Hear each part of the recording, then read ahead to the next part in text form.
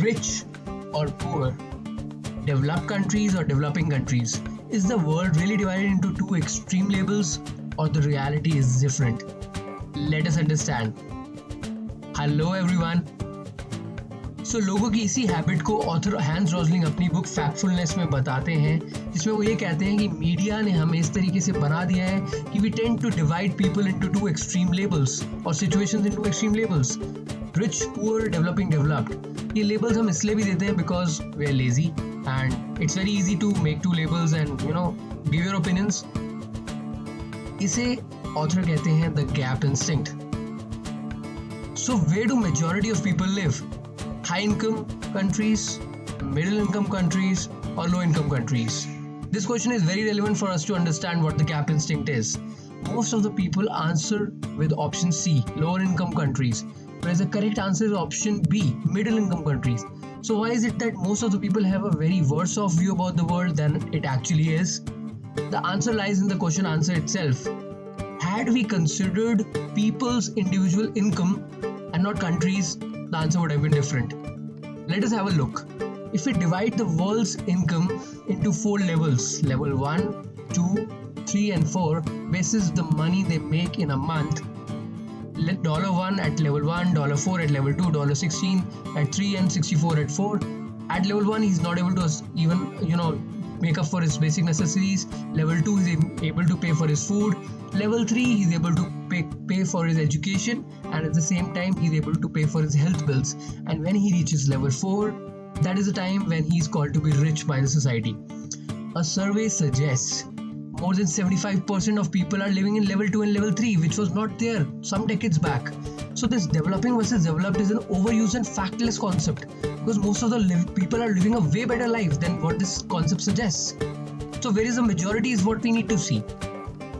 Now, how to control this gap instinct? Now we know that there exists a gap instinct which actually makes us take a wrong decision. The objective is to become the person who makes the most sensible sense in a discussion, rather than people who are just holding placards and taking one or the other side. Number 1, comparing averages. Now let us look at this graph which compares the marks obtained by men and women, average marks over the years. Men score 78 versus women 75, but does that suggest men are better than women? No, because this is an average. Let us look at this graph wherein a part of the years where women are scoring higher in the highlighted portion. This was not given to us by that average. Number 2, comparing extremes. A country in the world wherein 10% of the people are actually holding 41% of the wealth would make us to understand that 95% of people are very poor or not able to even pay for the basic necessities.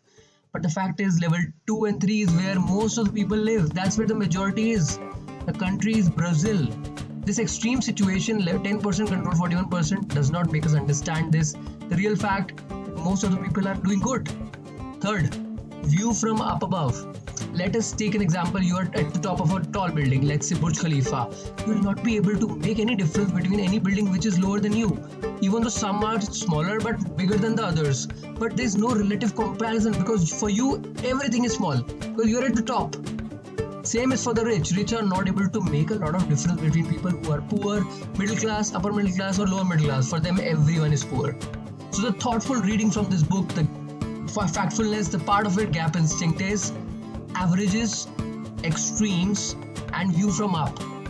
To control this is what you need to do. For averages, check data overlap to find the hidden data. Example, from the woman was scoring higher in some parts, which was not suggested by that average. Extreme, Brazil example, 10% control 41%, but majority are living in level 2 and level 3, which means the situation is not that bad. And view from up, check from different point of view. Don't just look from up above. It won't give you the right answer.